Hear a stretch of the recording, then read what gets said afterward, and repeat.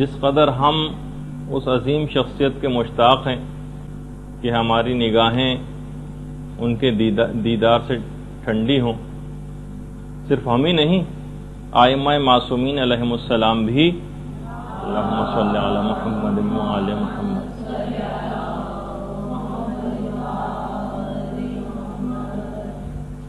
امیر المؤمنین علی ابن ابی طالب علیہ الصلوۃ والسلام بھی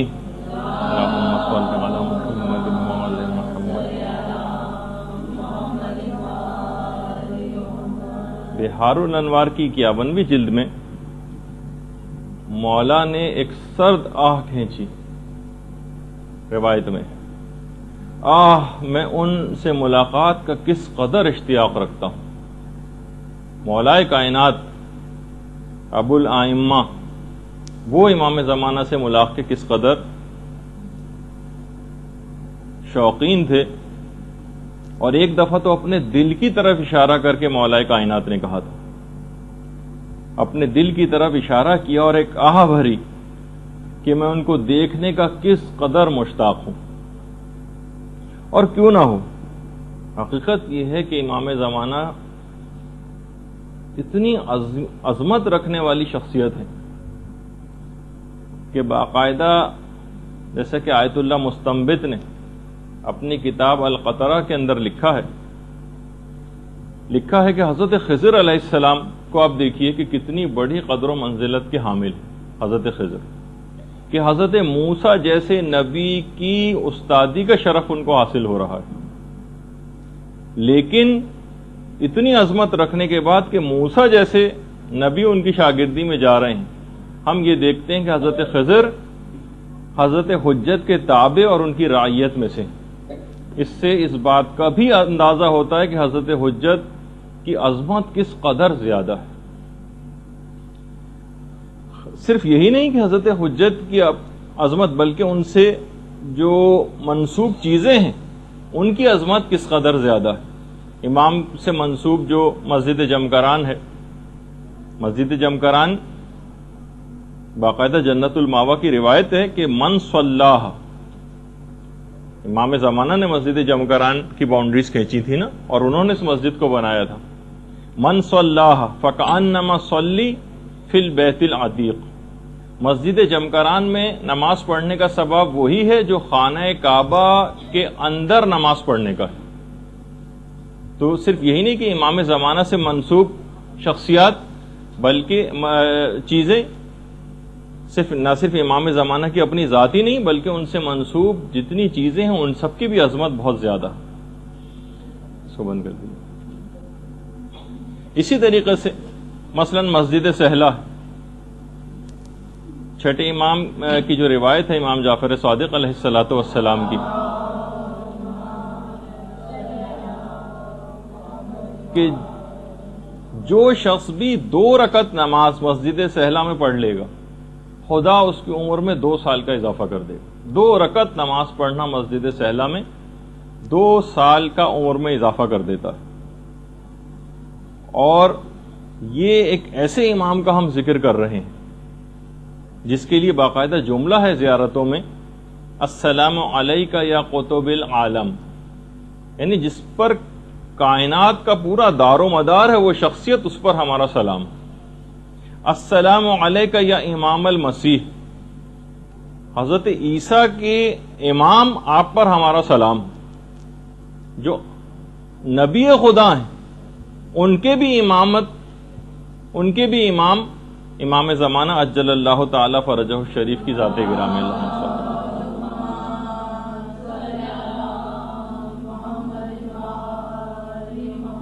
تو اب ہم سب اشخاص کی ذمہ داریوں میں سے ایک ذمہ داری ہے کہ ہمیشہ اور مستقل ان کو یاد رکھیں۔ باقاعدہ الگ سے ذمہ داریوں میں ایک چیز ہے کہ امام زمانہ کو مستقل یاد رکھا جائے۔ کچھ پاکیزہ نفوس ایسے ہیں کہ جنہوں نے باقاعدہ امام زمانہ کو اپنے خواب میں دیکھا تھا، جس میں امام زمانہ نے خود فرمایا تھا کہ تمام مومنین عزاداری سید الشہداء کی مجالس میں مصائب سننے کے بعد میرے لیے دعا ضرور کیا کریں۔ باقاعدہ حضرت حجت کا جملہ ہے کہ تمام مومنین مصائب سید الشہداء کو سننے کے بعد میرے لیے ضرور دعا کریں اور میں بھی ان کے لیے دعا کروں گا۔ مکیال المکارم میں آیت اللہ سید محمد تقی اصفہانی انہوں نے باقاعدہ ذمہ داریوں میں سے ایک ذمہ داری قرار دیا ہے کہ مستقل ایسی مجالس اور محافل کا انعقاد آپ لوگ کیجئے کہ جس میں امام زمانہ کا تذکرہ ہو اور ان کو یاد کیا جائے۔ یہ مستقل ذمہ داریوں میں سے ایک ذمہ داری۔ حضرت حجت خود ان تمام حالات سے جو اس وقت مومنین کے ساتھ جب سے حضرت حجت غائب ہیں تب سے لے کر آج تک پیش آ رہے ہیں، مستقل سخت غمگین اور محزون ہیں۔ شیخ محمد جعفر جوادی ایک عالم گزرے، انہوں نے جب امام زمانہ علیہ السلام کو خواب میں دیکھا تھا تو باقاعدہ امام سے سوال کیا تھا کہ مولا آپ کی اس کیفیت کے متعلق انہوں نے جب سوال کیا تو امام نے ایک جملہ 2 دفعہ فرمایا، میرا دل خون خون ہے، میرا دل خون خون ہے۔ یعنی ان تمام حالات سے خود امام زمانہ شدید غمگین اور محزون ہے۔ آقا سید محمد اسماعیل شرف ایک اور عالم گزرے ہیں، فرماتے ہیں کہ جب میں عتبات عالیہ کی زیارت سے مشرف ہوا اور حرم امام حسین علیہ السلام میں پہنچا،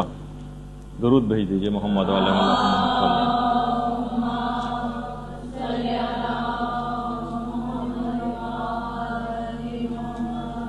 تو میں نے دیکھا کہ خورشید جہاں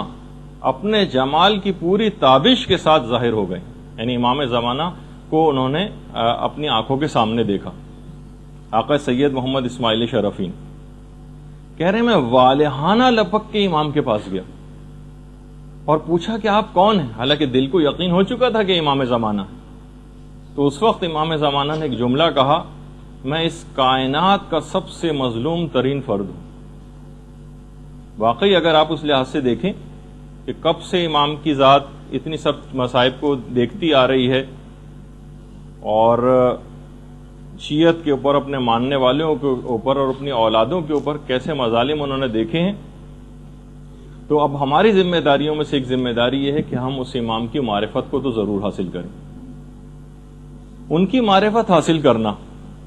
یہ کوئی بہت عنقا چیز اور ایک ایسی چیز نہیں ہے کہ جس کو حاصل نہیں کیا جا سکے، یا فقط چند ہی دنیا کے اندر افراد ایسے ہوں گے جو امام زمانہ کی معرفت کو حاصل کر سکتے ہیں۔ نہیں، ہر شخص حاصل کر سکتا ہے۔ خود امیر المومنین علی ابن ابی طالب علیہ السلام فرماتے ہیں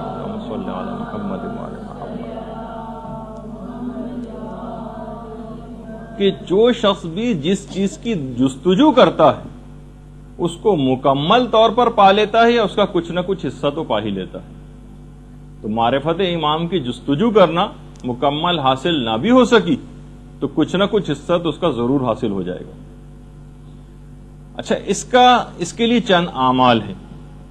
امام زمانہ کی معرفت کو حاصل کرنے کے لیے۔ امام کے دوسرے نائب خاص محمد ابن عثمان،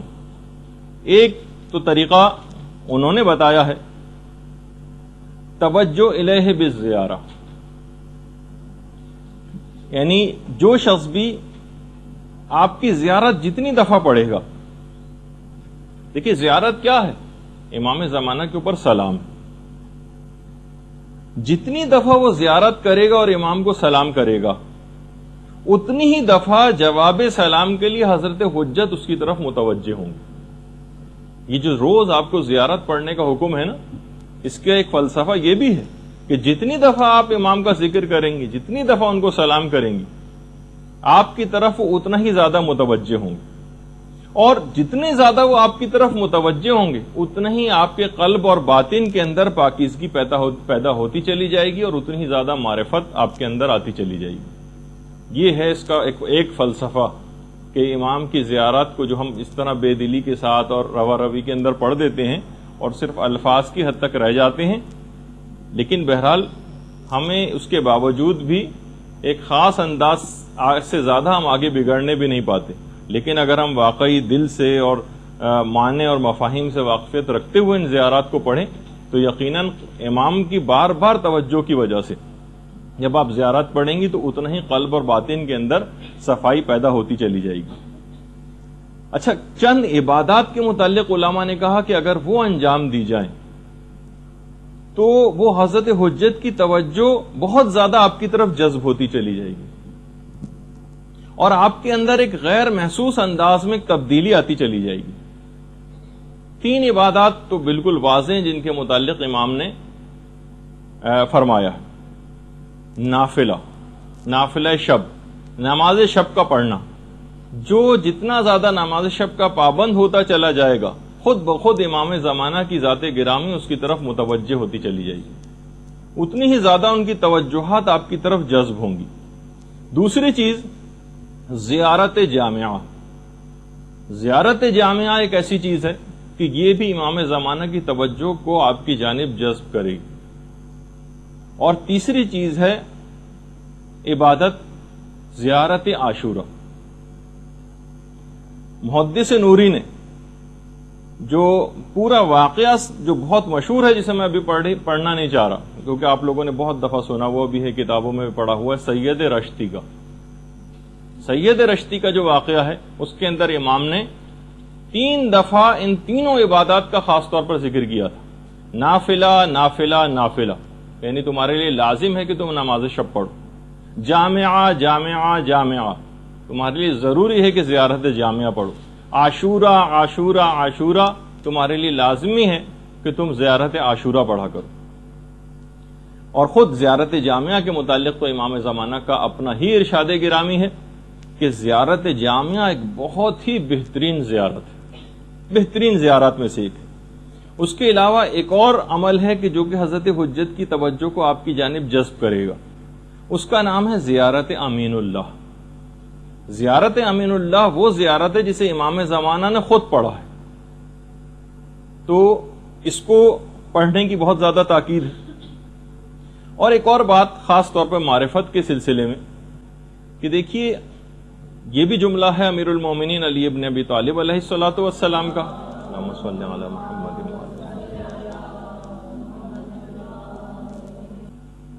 باقاعدہ شرح غرر الحکم میں روایت ہے امیر المومنین سے کہ بلند ترین مقامات پر فقط اپنی عادات پر قابو پا کر ہی پہنچا جا سکتا ہے۔ ہم دیکھتے ہیں کہ ہماری بہت ساری عادات، سستی اور کاہلی، اور خاص طور پر جو سب سے بری عادت جو ہم سب کے اندر موجود ہے چند ایک مستثنیات کو چھوڑ کر، وہ ہے غفلت۔ علماء نے کہا کہ ہر چیز کو بہت سرسری طور پر لینا، ہر عذاب ہم نے سن لیے تمام گناہوں کے، کوئی ہم پر اثر ہوتے دیکھنے میں نہیں آ رہا۔ جو کہ پچھلی دفعہ بھی روایت میں نے بیان کی آخری زمانے کی نشانیوں میں سے کہ امام نے فرمایا تھا کہ نشانیاں مسلسل پوری ہو رہی ہوں گی لیکن کوئی ان سے اثر لینے والا نہ ہوگا، کسی کا کے کان پر جو نہیں رینگے گی۔ اگر آپ خود بھی دیکھیں، مسلسل آج ہمارا 4تھا ہفتہ ہے اس متعلق بیان کرتے ہوئے، کتنی نشانیاں آپ سن چکی ہیں، کتنا دل کو یقین آ چکا ہے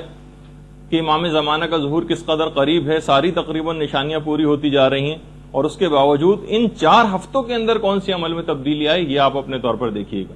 سب سے بڑی جو بری عادت ہے ہماری وہ ہے غفلت،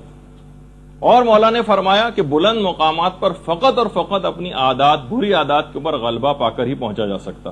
تو معرفت اسی وقت حاصل ہو سکے گی کہ جب ہم اپنی ان بری عادات کو، مثلا بہت زیادہ سونے کی عادت، بہت زیادہ باتیں کرنے کی عادت،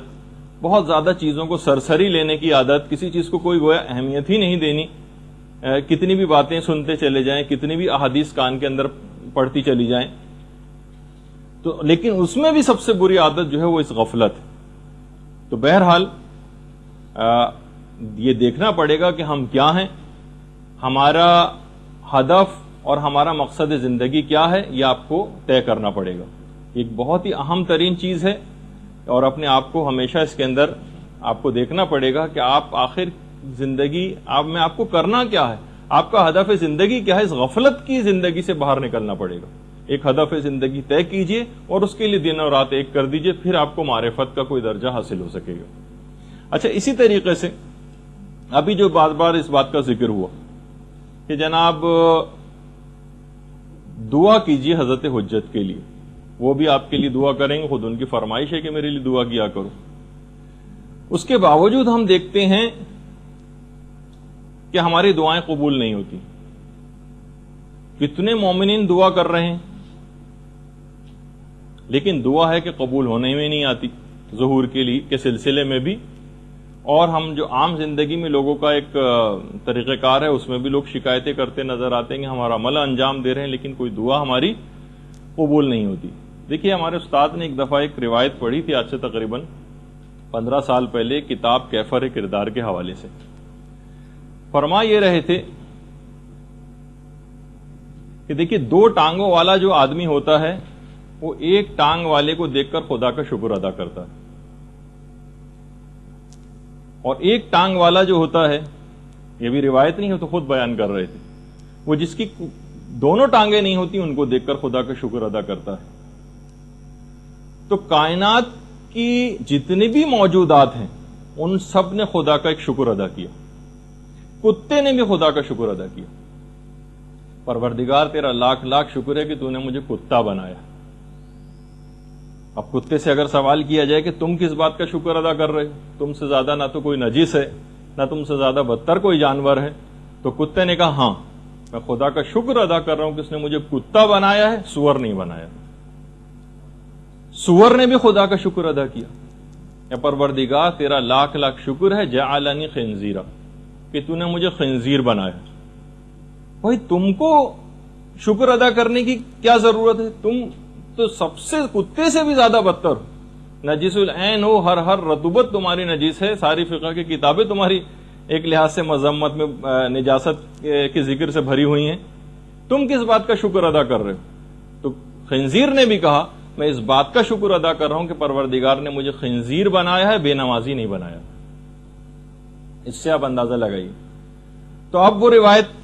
ہمارے استاد نے پیش کی تھی کہ دیکھیے کچھ گروہ ایسے ہیں کہ جو جس جگہ پر موجود ہوں وہاں دعا کبھی قبول نہیں ہوتی. ان میں ایک روایت ہے کہ جس گھر میں کتا موجود ہو وہاں رحمت کے فرشتے نہیں آتے، رحمت کے فرشتے نہیں آتے تو دعا کی قبولیت بھی نہیں ہوتی. جس گھر میں کتا ہو، اور جس گھر میں کتے سے بھی بدتر سور ہو وہاں پہ بھی رحمت کے فرشتے نہیں آئیں گے اور دعا قبول نہیں ہوگی. اور جس گھر میں خنزیر سے بھی بدتر بے نمازی موجود ہو یا گنڈے دار نماز پڑھنے والے ہوں وہاں پر بھی، یعنی ان تمام اعمال جو انجام دیے جاتے ہیں، دعائے کمیل پڑھی جا رہی ہے اور زیارتیں پڑھی جا رہی ہیں، رحمت کے فرشتے خدا کی طرف سے آتے ہیں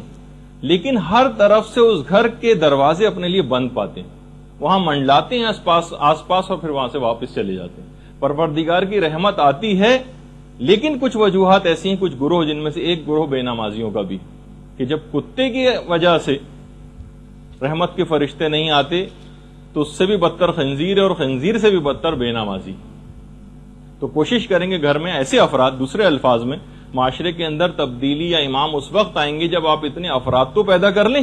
کہ جب امام ایک الہی حکومت کے قیام کا اعلان کریں تو انہیں ہر منصب کے اوپر فائز کرنے کے لیے عادل افراد کی ضرورت ہوگی. فاسق و فاجر و بے دین اور جاہل افراد تو ان عہدوں کے اوپر نہیں مقرر کیے جائیں گے نا. تو معاشرے کے اندر زیادہ سے زیادہ علم کو فروغ دینا ہے اور معاشرے سے زیادہ زیادہ گناہوں کو ختم کرنا ہے، اور اس میں اپنے جو دعائیں قبول نہیں ہوئی اس کے اندر سے ایک وجہ یہ بھی ہے کہ آپ نے اب تک وہ کام ہی مکمل نہیں کیا جس کو ایک لحاظ سے گراؤنڈ ورک کہا جاتا ہے، ایک گراس روٹ لیول کے اوپر جو ایک کام ہوتا ہے، اور اس سے بڑھ کر بھی جو آگے کام ہوتے ہیں کہ جب الہی حکومت کا قیام ہوگا تو ایسے افراد کہاں ہوں گے، ایسے علم رکھنے والے، ایسے علم و تقوی رکھنے والے،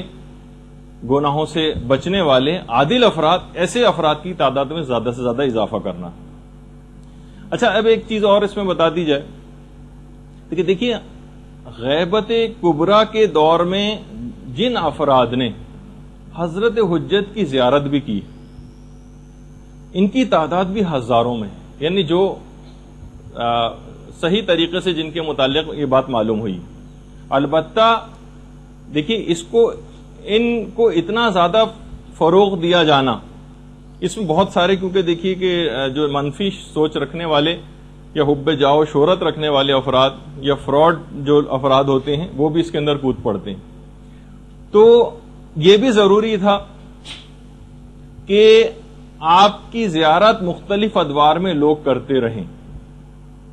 تاکہ آپ کا وجود کوئی تخیلاتی یا افسانوی نہ قرار پا جائے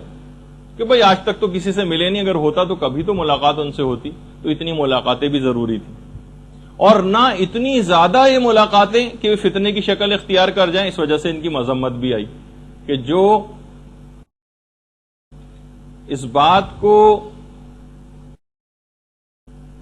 ظاہر کرے گا کہ میری امام سے ملاقات ہوئی اور لوگوں سے کہتا پھرے،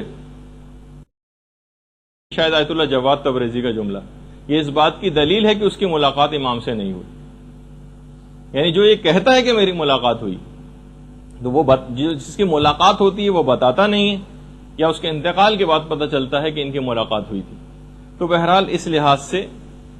یہ ایک سلسلہ ایک خاص مسئلے سے شروع کیا گیا کہ کچھ افراد کو مختلف ادوار میں زیارتیں بھی کروائی جائیں، اور باقاعدہ ایران کے اندر تو اس مسئلے نے جب سے ملاقات امام زمانہ نام کی کچھ کتابیں چھپیں تو تقریباً ایران میں ایک فتنہ سا نمودار ہو گیا تھا. ہر شخص تقریباً، کیونکہ ہر طرح سے لوگ رہنے والے وہاں پر بھی ہیں، اس بات کا مدعی ہو گیا. کسی کا کوئی کام ہو گیا، کسی کا مثلا گاڑی کا ٹائر پنکچر ہو گیا اور اس کا کوئی آدمی آیا اس کا ٹائر درست کر دیا، تو انہوں نے کہا تو امام زمانہ مثلا تشریف لائے تھے. تو ایک بالکل ایک مذاق سا بن کے رہ گیا. باقاعدہ کچھ ایسی کتابوں کو وہاں پر جلایا گیا، مظاہرے ہوئے، کچھ کتابوں کے لکھنے والوں کو وہاں پر اریسٹ بھی کیا گیا، اور تاکہ اس فتنے کے اوپر کسی طور پہ قابو پایا جا سکے. لیکن بہرحال الحمدللہ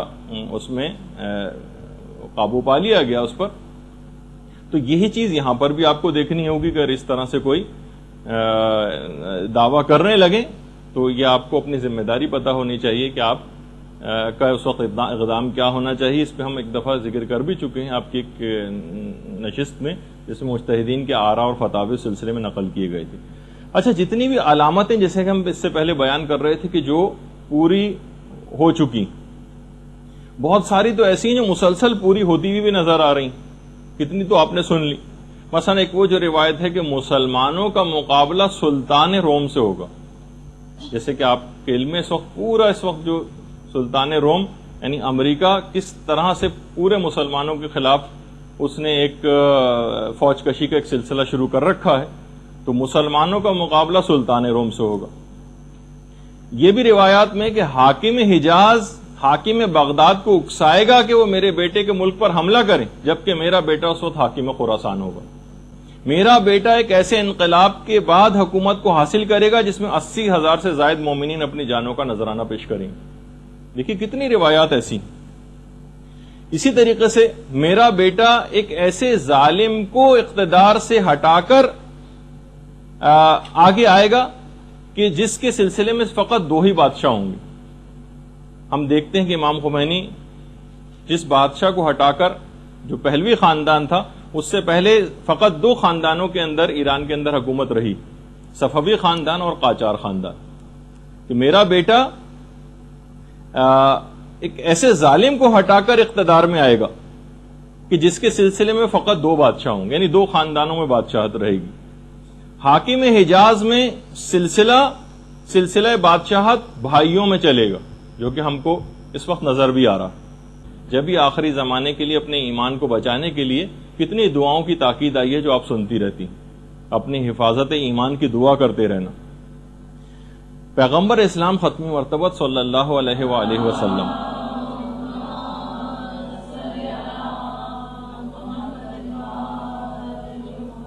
فرماتے ہیں اپنے صحابہ سے، ایک دفعہ پیغمبر نے فرمایا،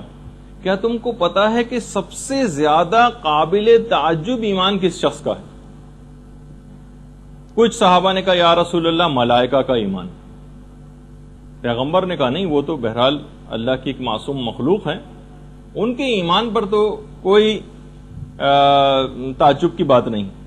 لوگوں نے کہا یا رسول اللہ انبیاء کا ایمان. پیغمبر اسلام نے کہا نہیں، انبیاء بھی خدا کی معصوم ہستیاں ہیں اور ان کا ایمان کوئی قابل تعجب ایمان نہیں. کہا کہ اچھا یا رسول اللہ ہمارا ایمان. کہا کہ نہیں، تم تو میرے سامنے موجود ہو، تم مجھے دیکھ بھی رہے ہو، تمہارا ایمان بھی قابل تعجب نہیں. کہا کہ یا رسول اللہ پھر آپ ہی فرمائیے کہ کون سے ایسے افراد ہیں جن کا ایمان سب سے زیادہ قابل تعجب. کہا آخری زمانے میں آنے والے ان مومنین کا جنہوں نے نہ مجھے دیکھا ہوگا نہ میری اولاد کو، اور میرے آخری فرزند پر ان کا اعتقاد اتنا زیادہ مضبوط ہوگا کہ پہاڑ ٹل جائیں گے مگر ان کا ایمان ختم نہیں ہوگا، اور وہ سفیدی پر سیاہی کو دیکھ کر ایمان لائیں گے، جس کے متعلق علماء نے کہا کہ یعنی امام کو انہوں نے دیکھا نہیں ہوگا لیکن سفیدی پر سیاہی یعنی کاغذ کے اوپر لکھی ہوئی حدیثوں کو پڑھ کر کتابوں کے اندر ایمان لائیں گے۔ تو اس سے آپ اندازہ لگائی کہ بہرحال پیغمبر اسلام نے آخری زمانے میں، ہم ایسے نہیں کہ فقط ہماری مذمت ہی ہوتی رہے، ایمان کے اوپر جو ثابت قدم رہیں گے اور امام کے اوپر مضبوط اپنے اعتقاد کو رکھیں گے، پیغمبر اسلام نے کہا کہ ان لوگوں کا ایمان بہت زیادہ قابل تعجب ہے، جنہوں نے کچھ بھی تو نہیں دیکھا، نہ اماموں کو دیکھا، اور اتنے صدی سے زائد عرصہ گزر گیا اور ہم ہزاروں سال گزر گئے، کئی صدیاں گزر گئیں، لیکن ہم نے تو کسی بھی معصوم ہستی کو اپنی آنکھوں سے نہیں دیکھا، اس کے باوجود ثابت قدمی کے ساتھ رسول کے آخری فرزند پر ایمان رکھنا یہ قابل تعجب بات ہے۔ ایک دفعہ پیغمبر اسلام نے یہ بھی جملہ ارشاد فرمایا کہ اے میرے پروردگار مجھے اپنے بھائیوں سے ملحق کر دے۔ صحابہ نے عرض کیا یا رسول اللہ کیا ہم آپ کے بھائی نہیں؟ کہا کہ نہیں، تم تو میرے دوست ہو، میرے بھائی تو آخری زمانے کے وہ مومنین ہیں جن کا مرتبہ تم سے بھی زیادہ بلند ہے، جن کا مرتبہ تم سے بھی زیادہ بلند ہے۔ انہوں نے کہا یا رسول اللہ ہم نے آپ کے ساتھ جنگیں لڑی ہیں، کتنی قربانیاں دی ہیں۔ کہا کہ نہیں، اس کے باوجود جنگ میں لڑنا، ساتھ رہنا تو آسان ہے، البتہ آخری زمانے میں آگ کو ہاتھ پر کھڑے رہنا، لے کر رہنا آسان ہوگا، جبکہ اپنے ایمان کو بچانا بہت زیادہ مشکل ہو جائے گا۔ تو پیغمبر نے باقاعدہ کہ مجھے میرے بھائیوں کے ساتھ ملحق کر دے، یہ جو ہماری پوری ایک نسل چل رہی ہے، اس کے متعلق پیغمبر اسلام نے جملہ ارشاد فرمایا اور کہا کہ وہ آخری زمانے میں آنے والے مومنین جو ثابت قدمی کے ساتھ رہیں گے، یہ اس زمانے کے صحابہ سے بھی زیادہ بلند مرتبے کے اوپر فائز ہو جائیں گے۔ اچھا، اب ایک بیچ میں اس لحاظ سے ایک بات آ گئی کہ مزید تفصیل میں اس سے پہلے جائیں، کچھ ایک آدھ چھوٹے چھوٹے سوالات تھے آپ لوگوں کے، جو بیچ میں بس اس کو 2-1 منٹ میں فارغ کر کے پھر اپنے موضوع پر۔ ایک تو یہ پوچھا گیا تھا کہ جناب یہ جو انتینا والی جو روایت آپ نے سنائی تھی، اس کا حوالہ کیا ہے؟ اس میں نے خیر حوالہ بھی بتایا تھا اس وقت، لیکن بہرحال جو کتاب کا نام ہے التشریف بالمنن المعروف بالملاحم والفتن، کتاب کا نام ہے التشریف بالمنن المعروف بالملاحم والفتن، سید ابن طاؤس کی لکھی ہوئی کتاب ہے، اس کے اندر وہ روایت موجود ہے۔ اسی طریقے سے یہ بھی پوچھا گیا کہ وہ جو اوتاد و ابدال، نجبا اور اخیار اور صالحین کے متعلق جو روایت بیان ہوئی تھی کہ ہر زمانے میں ہوتے ہیں اور امام کے ساتھ بھی ہیں، اس کا ریفرنس کیا ہے؟ تو اس میں بھی شیخ ابراہیم عاملی کفمی، جنہوں نے اپنی کتاب مصباح کے اندر اس روایت کو نقل کیا۔ اچھا، اتنا بتا دوں کہ دیکھیے مصباح کتاب ویسے بہت ساری ہیں، صرف مصباح کے نام کی جو کتاب ہے وہ شیخ کفمی کی کتاب ہے، اور اس کے علاوہ مصباح الزائر کے نام سے ایک اور کتاب ہے، سید ابن طاؤس کی کتاب ہے مصباح الزائر۔ اچھا، اسی کے علاوہ شیخ طوسی کی ایک اور کتاب بھی مصباح المتہجد جس کا نام ہے۔ تو بہرحال اس نام سے مختلف کتابیں، لیکن فقط جو مصباح کتاب ہے وہ شیخ کفمی کی، جس کے اندر یہ والی روایت ہے۔ پھر وہ ایک سوال تھا کہ اس کا حوالہ بھی بتا دیجیے، اینما تکونوا یات بکم اللہ جمیعا، فاستبقوا الخیرات، نیکیوں میں سبقت کرو، تم ادھر ادھر بھی دنیا میں کہیں بھی موجود ہوں گے تو خدا ایک جگہ پر جمع کر دے گا۔ وہ بھی سورہ بقرہ کی آیت نمبر 148۔ یہ ایک دو چیزیں آپ لوگوں کی رہ گئی تھیں، تو میں نے سوچا کہ اس کو بیچ ہی میں اس وقت جواب دے دیا جائے، کبھی آخر میں چیز پھر رہ جائے۔ اچھا، اب ایک سوال یہ بھی تھا، خیر ابھی اس کی تفصیل آگے چل کر آئے گی، ایک ہر دفعہ جب بھی امام زمانہ کے متعلق گفتگو ہوتی ایک چیز ضرور بھی ضرور ہر جگہ پوچھی جاتی علماء سے، کہیں کوئی بھی اس موضوع پر خطاب کرے کہ امام زمانہ جب آئیں گے تو کیا تلوار سے جنگ ہوگی یا اس زمانے میں جو سپر لیٹسٹ قسم کے ہتھیار ہوں۔ تو بہرحال اس میں خیر مختلف چیزیں ہیں، اب اس کی تو بحث میں ہمیں نہیں جانا، لیکن رجحان علماء سب کا یہی ہے کہ نہیں، اس زمانے میں جو سپر لیٹسٹ طریقے جو بھی اختیار اس زمانے میں ہوں گے اس سے بھی بڑھ کر بلکہ امام اختیار کریں گے کہ اس زمانے کا انسان اتنا زیادہ ترقی یافتہ ہو چکے گا کہ وہ اپنے سے بہترین کوئی ٹیکنالوجی کوئی دیکھے گا تو ہی مرعوب ہوگا اور ایمان کو قبول کرے گا. یعنی اس کو اسی وقت یقین آئے گا جب وہ اپنے سے بہتر کسی چیز کے اندر وہ دیکھے گا کہ نہیں یہ تو ان کے پاس تو ہمارے سے بھی بہتر ایک چیز ہے. بلکہ علماء کا کہنا ہے کہ پہلے زمانوں کی نسبت آج کل کے دور میں تو ظہور امام زیادہ سے زیادہ سمجھ میں آ رہا ہے کہ واقعی آج کے دور میں اگر ظہور امام ہو جائے. باقاعدہ ہمارے استادی سے ایک دفعہ ہم سب لوگ بیٹھے پوچھ رہے تھے تو انہوں نے یہ جملہ کہا تھا کہ آج کل کے دور میں زیادہ ظہور آسان ہے. پہلے زمانے میں تو جناب یہ تھا تلوار کا دور تھا اور معجزات تو اگر دکھاتے تو امام ایک الگ بات ہوتی. لیکن آج ہم دیکھتے ہیں کہ پورا کا پورا کمپیوٹرائز دور ہے. اگر بالفرض آج کمپیوٹر کوئی وائرس ایسا آ جائے جو پوری دنیا کے کمپیوٹر وائرس ایک دوسرے سے کنیکٹڈ ہیں اور سب سارے کے سارے جیم ہو جائیں تو سارا یعنی اس وقت پورا سسٹم جتنا بھی ہے الیکٹریسٹی کا اور مواصلات کا اور سب چیزوں کا وہ پورے کا پورا ان تمام جو بڑی طاقتیں ان کا پورا سسٹم اس کے اوپر چل رہا ہے. آج یہ کوئی بھی آج ہم دیکھتے ہیں کہ ناسا کی ویب سائٹس کے اندر اکثر جو بچے ہیں وہ تک کچھ ایسے پروگرامز بنا کے وہاں پر گھس گئے اور کتنی اس پہ فلمیں بھی بنائی گئی کہ میزائل تک فائر ہونے والے تھے اور انہوں نے کمپیوٹر کے پروگرام کے ذریعے وہاں تک اپروچ کر لیا. تو آج تو ایک معمولی سا ایک سافٹ ویئر اور پروگرام کوئی اتنا کوئی ذہین شخص ہو اور وہ اگر اس کو بنا لے اور اس کو لانچ کر دے تو یہ ساری طاقتیں جو ہیں وہ بالکل بیکار ہو کر رہ جائیں گی. تو آج کل کے دور میں تو یہ چیز زیادہ سمجھ میں آ رہی. تو امام انہی طریقہ کار کو اختیار کر کے ان بڑی طاقتوں کو قابو بھی کریں گے اور تفصیل اپنے مقام پر آئے گی. لیکن آج اتنا وقت نہیں کیونکہ آج ہمیں ہر صورت میں اپنے اس موضوع کو مکمل کر لینا ہے. اچھا اب امام جب تشریف لے آئیں گے اور جتنی تفصیلات ہم نے بیان کی تو اس کے بعد یہ ہے کہ امام کچھ ایسی اصلاحات کریں گے. ایک ریفارمز ہوں گی پوری دنیا کے اندر. خاص طور پر اس کا آغاز کریں گے مکے سے. ایک تو مسجد الحرام کی جو حضرت ابراہیم کے دور میں جو حدود مقرر کی گئی تھیں جس کی پوری تفصیلات ہیں کہ حضرت ابراہیم کے دور میں حضرت ابراہیم نے کیا حرم کی حدود مقرر کی تھی وہ ملا یا حضر الفقی میں شیخ صدوق نے لکھی. ہم وہ تو ابھی بیان نہیں کر رہے لیکن بہرحال یہ کہ مقام طواف وہ بہت زیادہ وسیع ہو جائے گا. بہت زیادہ وسیع ہو جائے گا مقام طواف کیونکہ اس حد تک جب حضرت حجت کا ظہور ہو جائے گا تو پوری دنیا سے اتنی بڑی تعداد کے اندر لوگ حج و عمرہ و زیارات کے لیے پہنچا کریں گے کہ بے پناہ رش کا اضافہ ہو جائے گا وہاں پر. اچھا مقام ابراہیم کو اپنی اصلی جگہ پر جو کہ جب زمانے رسول خدا میں تھا اس جگہ پر مقام ابراہیم کو لا کے رکھا جائے گا. آپ میں سے کسی نے دیکھا ہوگا تصویر کے اندر سنہری رنگ کا ایک شوکیس ہے جو خانہ کعبہ کے دروازے کے کچھ سامنے موجود ہے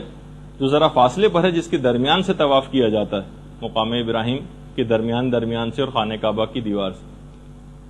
اس کو اپنے اصل مقام سے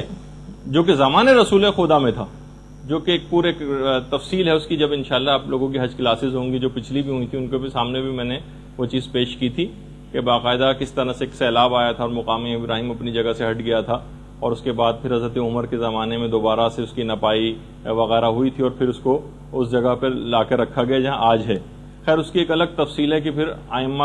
کے جو اپنا دور آیا مولائے کائنات کو انہوں نے اپنے واپس اس جگہ پہ کیوں نہیں رکھا تو اس کی تفصیل بھی اپنی جگہ پہ ہے. جب انشاءاللہ ہوگا تو ہم اس میں بیان کریں گے. تو بہرحال زمانے رسول خدا میں وہ مقام ابراہیم خانہ کعبہ کی دیوار سے ملا ہوا تھا. جب بھی کہا جاتا ہے رکن اور مقام کے درمیان امام ٹیک لگا کر بیٹھے ہوں گے. رکن تو حجر اسود کو کہا جاتا ہے وہ کونا کہ جہاں پہ حجر اسود لگا ہوا ہے اور مقام ابراہیم تو مقام ابراہیم کی اصل جگہ تو وہیں جو خانہ کعبہ کی دیوار سے ملا ہوا تھا ورنہ امام کیسے پیٹ لگا کے بیٹھیں گے ورنہ تو مقام ابراہیم کافی دور ہے. تو بہرحال اس زمانے میں امام ایک تو مسجد الحرام کی وہ پرانی سابقہ حدود پہ اس کو لے کر جائیں گے اور اس کے علاوہ مقام ابراہیم کو اپنی اصل جگہ پر خانہ کعبہ کے ساتھ ملا کر رکھیں گے. رش اتنا زیادہ ہو جائے گا طواف کرنے والوں کا کہ امام زمانہ کی طرف سے حکم آ جائے گا کہ مستحب طواف کرنے والوں پر پابندی. فقط اور فقط حج کے ایام میں خاص طور پر یہ بات ہوگی جب اتنا زیادہ رش ہوگا کہ ظاہر ہے کہ جو واجب طواف کرنے والے ہیں کہیں اس سے رہ نہ جائیں تو مستحب طواف کرنے کے اوپر پابندی لگا دی جائے گی۔ اسی طریقے سے جتنی بھی تفاسیر ہیں اس میں سے تفاسیر بالرائے یہ نکال دی جائیں گی، ان کو نکال کے پھینکا جائے گا تمام تفاسیر میں سے، تفسیر بالرائے جتنی کی گئی۔ تقریباً علماء نے کہا کہ رجال کی جتنی بھی کتب ہیں اس سے انسان بے نیاز ہو جائے گا، تمام قیاسی مسائل دفن ہو جائیں گے، فلسفے کے جتنی بھی فضول مباحث ہیں وہ سب ختم ہو کے رہ جائیں گے، اور تہذیب و ثقافت کے نام پر جو ایک مادر پدر آزادی کا جو تصور ہے یہ بھی امام زمانہ کی آمد کے بعد بالکل ختم ہو جائے گا۔ جتنے مسالک ہیں مسلک یہ سارے ختم ہو جائیں گے اور سب کے سب لوگ مومن کہلائیں گے۔ اچھا، اس زمانے میں جو ایک پوری تفصیل ہے کہ ہوگا کیا امام کے دور میں، جو افراد بے گھر ہوں گے ان کے متعلق یہ ہے کہ باقاعدہ امام کی طرف سے ایک اجازت عام ہوگی، جس کو جہاں جگہ ملے وہ قوانین کا احترام کرتے ہوئے اس جگہ پہ اپنے مکان کو بنا لے، اور جو مکان بنانے کی طاقت نہیں رکھتا ہوگا اس کے متعلق پھر یہ ہے کہ امام کی جو حکومت اسلامی ہوگی، عالمی حکومت، وہ خود ایسے افراد کو مکان بنا کر مہیا کرے گی۔ اس زمانے کے متعلق یہ ملتا ہے کہ قیمتیں جو ہیں مکانات کی، خاص طور پر وہ افراد کے جنہوں نے انویسٹمنٹ کرنے کے لحاظ سے مکانات کو خرید رکھا ہے، تو اس زمانے میں قیمتیں مکانات کی بہت زیادہ کم ہو جائیں گی، سوائے کوفے کے مکانات کی کہ اس کی ایک دارالحکومت ہونے کے لحاظ سے ایک الگ حیثیت ہوگی تو اس کی تو قیمت زیادہ ہوگی، لیکن جو اور جگہوں کے اوپر مکانات ہیں تو کیونکہ قیمتیں اسی وجہ سے بڑھتی چلی جاتی، تو جب ہر شخص کو حکومت کی طرف سے گھر ملے گا، عالمی حکومت کی طرف سے، اسلامی حکومت کی طرف سے، تو پھر خود بخود ان مکانات کی قیمتیں کم ہوتی چلی جائیں گی، لوگوں کے دلوں سے کینہ نکل جائے گا امام کی حکومت کے آنے کے بعد، اور ہر طرف فقط اور فقط خیر ہی خیر ہوگا۔ یہ بھی تفصیل ہے روایات میں کہ سڑکوں اور گلیوں میں جتنی بھی کھڑکیاں کھلتی ہیں گھروں کی ان کو بھی بند کر دیا جائے گا، سڑکوں اور گلیوں کی طرف جو کھڑکیاں کھلتی ہیں ان کو بند کر دیا جائے گا، اور جتنے بھی روڈز ہیں یہ تقریباً ہر روڈ جو مین روڈز ہوں گی وہ 120 فٹ چوڑی کر دی جائیں گی، اور گلیوں کے اندر جتنی بھی رکاوٹیں اور ڈنڈے کھڑے کیے جاتے ہیں ان سب کو بھی ہٹا دیا جائے گا۔ اچھا، اسی طریقے سے روایات میں یہ بھی ہے، اس کو ہم ظاہر ہے کہ اپنے الفاظ میں بیان کر رہے ہیں، کہ سڑکوں پر کھلنے والے جتنے گٹر ہیں یہ ان کو بھی بند کر دیا جائے گا۔ بہار الانوار کی 52ویں جلد کے اندر پوری ایسی اصلاحات کا بھی تذکرہ کیا گیا ہے۔ پانچویں امام محمد باقر علیہ الصلوۃ والسلام فرماتے ہیں کہ جس نے بھی ظہور امام کو پا لیا، جس نے بھی ظہور امام کو پا لیا، جو بیمار ہوگا وہ تندرست ہو جائے گا، جو کمزور ہوگا وہ طاقتور ہو جائے گا۔ ابھی بیمار تندرست کیسے ہوگا یہ آگے چل کے بات آنے والی، کمزور طاقتور ہو جائے گا۔ اسی طریقے سے امام علوم کو ظاہر کریں گے۔ روایت میں یہ ہے کہ 27 جو علوم ہیں، یعنی اب تک ان 27 میں سے فقط 2% علوم جو ہیں یہ لوگوں کے سامنے آئے، ابھی جو 25 جو ریمیننگ ہیں یہ امام زمانہ کی آمد کے بعد امام خود ظاہر کریں گے ان 25 حصے علوم کے، یعنی علوم کے جو 27 حصے ہیں حضرت آدم سے لے کر اب تک دنیا میں فقط 2 حصے تقسیم کیے گئے، 25 حصوں کو امام خود آ کر ظاہر کریں گے۔ جب 25 کو امام خود آ کر ظاہر کریں گے تو اتنی زیادہ جینیٹک انجینئرنگ کے اندر دنیا ایک کمال پر پہنچ جائے گی، جس پہ اب ہم کلوننگ کے لحاظ سے صرف بات کرتے ہیں خالی، ورنہ جینیٹک انجینئرنگ کے اوپر جتنا کام ہو رہا ہے اب یہ لگتا ہے کہ جو ہر تقریباً جو بیماری اس کے جو کوڈنگ اور ڈی کوڈنگ کا مسئلہ ہے وہ سب کے سب پتہ چل جائیں گی تو دنیا سے بیماریوں کا خاتمہ ہو جائے گا۔ جینیٹک انجینئرنگ ایک بڑے کمال کے اوپر پہنچ جائے گی تو بیماریاں بھی خود بخود ختم ہو جائیں گی۔ اسی طریقے سے امام کے دور میں جتنے بھی فیصلے ہوں گے عدالتوں کے وہ تمام کے تمام بلا گواہی ہوں گے، امام اپنے علم سے فیصلہ کریں گے، اور بالکل جس طریقے سے حضرت خضر کے فیصلے ہیں، جس طریقے سے مثلا حضرت داؤد اور حضرت سلیمان کے فیصلے ہیں کہ وہ بھی بغیر گواہی کے فیصلے کیا کرتے تھے اپنے علم نبوت سے، اس کے ذریعے امام بھی فیصلے کریں گے، یعنی امام فیصلے کرنے کے لیے شہادتوں کا انتظار نہیں کریں گے کہ کچھ گواہ لائے جائیں اور اس کے بعد پھر جو ظاہری قوانین ہیں ان کے مطابق عمل کرتے ہوئے، نہیں، گواہوں کا کوئی انتظار نہیں ہوگا۔ اچھا اب ایک سوال یہ ہوتا ہے کہ چلیں امام کے پاس اگر فیصلے آئیں تو امام تو علم امامت سے فیصلے کر لیں گے، تو پوری دنیا کے جتنے بھی مقدمات ہیں کہ اس کے سارے فیصلے امام بنفس نفیس کیا کریں گے؟ نہیں، امام کے اور نمائندے بھی تو ہوں گے نا. تو آخر پھر یہ کس طرح سے ہوگا کہ وہ کس طرح سے بغیر گواہی کے فیصلے کیا کریں گے؟ تو یہ بھی ہے روایات کے اندر، باقاعدہ غیبت نعمانی میں روایت ہے، چھٹے امام سے بھی یہ بات پوچھی گئی. تو امام نے کہا کہ دیکھو کہ ہر علاقے کا ایک گورنر ہوگا، جب اس کے پاس معاملات جائیں گے تو روایت میں ہے کہ اس علاقے کے گورنر کے پاس اس کے تمام معاملات اس کے کف دست میں ہوں گے، اس کے کف دست میں. یعنی جب بھی کوئی معاملے کو وہ مبہم پائے گا تو وہ اپنی ہتھیلی کو دیکھ لے گا، اس میں حقیقت لکھی ہوئی نظر آ جائے گی. اب اس میں کئی احتمالات علماء نے نقل کی کہ آخر ٹھیک ہے کہ امام اگر بنفس نفیس ان کی ذات گرامی اگر وہ فیصلے کرتی تو بات سمجھ میں آتی، لیکن پوری دنیا کے ہر معاملے کو تو امام نہیں نمٹائیں گے، ہر مقدمے کو. تو کچھ علماء نے کہا کہ اگر جو ان کے ہر علاقے کا جو ایک نمائندہ امام کا ہوگا اس کے معاملات اس کے کف دست میں ہوں گے، اور جب کسی معاملے کو مبہم پائے گا وہ اپنی ہتھیلی کو دیکھے گا اور اس کے بعد پھر اس کو وہ امر واضح ہو جائے گا. اب علماء نے کہا کئی احتمالات ہیں. پہلا احتمال تو یہ ہے کہ ہو سکتا ہے یہ سب باتیں بطور اعجاز ہوں، معجزے کے طور پر ایسی قوت عطا کر دی جائے امام کے ان نمائندگان کو. دوسرا علماء نے کہا ہو سکتا ہے، اب ہم قیاس آرا ہی کر سکتے ہیں، ہو سکتا ہے انٹرنیٹ کی طرح سے ہدایات کا یا رابطے کا وہ ذریعہ امام سے ہو، کوئی بھی جدید طریقہ. اور اب تو یہ چیز زیادہ نظر آنے لگی، پہلے تو جناب لیپ ٹاپ ہوتے تھے، اب پام ٹاپ بھی آ گئے، یعنی جو سمجھے صرف ہتھیلی کے اندر، یا آپ یہ میسیجنگ سسٹم جو آپ کے پاس موبائلوں کے اندر ہے، موبائل فونز کے اندر، اس کے اندر بھی یہی بات ہوتی کہ سیلولر فونز جو ہیں ان کے طرز پر کوئی چیز ہو، یا ہو سکتا ہے اس سے بھی لیٹسٹ کوئی چیز ہو جو اب ہماری سمجھ میں نہیں آ رہی. اور یہ بھی روایات کے اندر ہے، باقاعدہ مخطوطہ ابن حماد کے اندر روایت ہے کہ خود پیغمبر اسلام سے مروی روایت ہے کہ ظہور امام کے بعد لوگ اپنے مردوں کی خواہش کریں گے، کاش آج ہمارے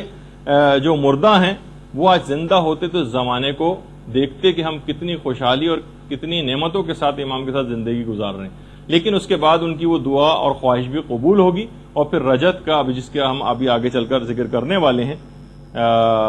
اچھا اتنا اور بتا دیا جائے، اس کی بھی تفصیل علماء نے بتائی کہ حضرت موسیٰ کا جو عصا ہے نا، یہ اصل میں جنت کا ایک درخت ہے، آس، اس کی ایک شاخ ہے، اس کی شاخ ہے. جنت کا درخت ہے آس، الف مدزبر آ اور سین. حضرت جبریل نے مدین میں جب حضرت موسیٰ پہنچے تھے اس وقت ان کو یہ لا کر دیا تھا. اور پانچویں امام یہ بات بیان فرماتے ہیں کہ سب سے پہلے اس عصا کو حضرت آدم کو دیا گیا تھا، کہ جو حضرت موسیٰ کا عصا تھا نا پہلے حضرت آدم کے پاس تھا، اور اس کے بعد ان کے پاس سے ہوتا ہوتا ہوتا حضرت موسیٰ کے پاس آیا، اور اس کے بعد پیغمبر اسلام تک پہنچا، اور اس کے بعد امام فرماتے ہیں کہ پیغمبر اسلام کی وساطت سے ہم تک پہنچا ہے. اور یہ اب بھی ویسا ہی سرسبز ہے جس طرح سے روز اول میں اس کو کاٹا گیا تھا. اچھا یہ بھی ہے، چھٹے امام بیان فرماتے ہیں، ایک راوی ہے یعقوب سے، کہ کیا تم کو پتا ہے کہ حضرت قائم جب ظہور کریں گے تو ان کے پاس کون سی قمیض وہ پہنے ہوئے ہوں گے؟ اس نے کہا نہیں مولا مجھے آپ بیان فرمائیے. تو چھٹے امام اپنے گھر کے کمرے کے اندر گئے، وہاں سے ایک صندوق لے کر آئے، اور صندوق کو چھٹے امام نے کھولا تو اس کے اندر سے پیغمبر اسلام کی قمیض وہ نکالی. اللہم صلی علی محمد وآل محمد. اس قمیض کی جو آستین تھی اس کے اوپر خون لگا ہوا تھا، جو جنگ احد میں جب پیغمبر اسلام کے دندان مبارک شہید ہوئے تھے تو وہ خون پیغمبر اسلام کا اس قمیض کے اوپر لگا تھا. اس وقت جب ظہور کا وقت ہوگا تو پیغمبر اسلام کی یہ خون آلود قمیض یہ حضرت حجت پہنے ہوئے ہوں گے جو جنگ احد میں جس پر خون لگا تھا. راوی کہتا ہے یعقوب کہ میں نے اس قمیض کو لیا، اس کو بوسہ دیا، اور اس کے بعد پھر چھٹے امام نے اس قمیض کو بہت اچھے طریقے سے تہہ کیا، صندوق کے اندر رکھا، اور پھر دوبارہ اس کو رکھ کر آئے. اچھا یہ جو ایک تو پیغمبر اسلام کی ایک یہ اس طرح کی قمیص پہنی ہوگی، ایک پیراہن ہوگا، ایک اور لباس جو کہ حضرت یوسف کا ہوگا. وہ بھی روایت میں اکمال الدین و اتمام النعمہ میں شیخ صدوق نے اس کو نقل کیا ہے، اور مفضل ابن عمر اس کے راوی، کہ امام نے پوچھا کہ تم کو پتا ہے کہ جو حضرت یوسف کی قمیص تھی وہ کیسی تھی؟ کہا کہ راوی نے کہا نہیں. تو پھر امام نے اس کی تفصیل بتائی کہ جس وقت حضرت ابراہیم کو آگ کے اندر پھینکا جا رہا تھا اس وقت جبرائیل وہ قمیض لے کر آئے تھے اور حضرت ابراہیم کو وہ قمیض پہنائی تھی، اور جس سے وہ محفوظ رہے، اور اس آگ کی جو اس سے پہلے کی حدت تھی اور اس کے بعد جب وہ آگ ٹھنڈی ہو گئی تھی تو اس کی سردی سے بچانے کے لیے بھی وہ قمیض جو حضرت جبریل نے ان کو پہنائی تھی، جس کی وجہ سے حضرت ابراہیم محفوظ بھی رہے تھے. پھر حضرت ابراہیم کا جب وقت وفات قریب آیا تو انہوں نے اس قمیض کو حضرت اسحاق کے بازوؤں کے اوپر باندھ دیا تھا، ان کے ایک بازو پر باندھ دیا تھا بطور تعویذ، اور انہوں نے پھر حضرت یوسف کے بازو پر حضرت اسحاق کے واقعے کے بعد حضرت یوسف کی جب ولادت ہوئی تھی تو اس وقت حضرت یعقوب نے ولادت کے وقت حضرت یوسف کے بازو پر اس قمیض کو باندھ دیا تھا. مفضل نے پوچھا کہ مولا پھر وہ قمیض آج کل کہاں ہے؟ امام نے فرمایا جو اس بات کے اہل ہیں قمیض ان کے پاس محفوظ ہے، اور اس کے بعد وہ قائم آل محمد کے پاس وہ قمیض پہنچ جائے گی. اللہم صلی علی محمد و آل محمد. اور اس بات کا یقین رکھو کہ جو کچھ بھی انبیاء ما سلف کے پاس تھا وہ سب کا سب حضرت حجت کے پاس ہے. اور باقاعدہ جو شیخ حر عاملی ہیں انہوں نے اثبات الہدات میں اس بات کو لکھا ہے، جو مولا کائنات کی بھی روایت ہے کہ جب حضرت خاتم تشریف لائیں گے تو ان کے پاؤں میں حضرت شیس علیہ السلام کی نالین مبارک ہوگی. اچھا، اب خواتین کے کردار کے حوالے سے بھی پچھلی دفعہ بات ہوئی تھی، اس میں نے بہرحال دو الگ الگ روایتیں، ایک روایت میں 50 خواتین کا تذکرہ ہے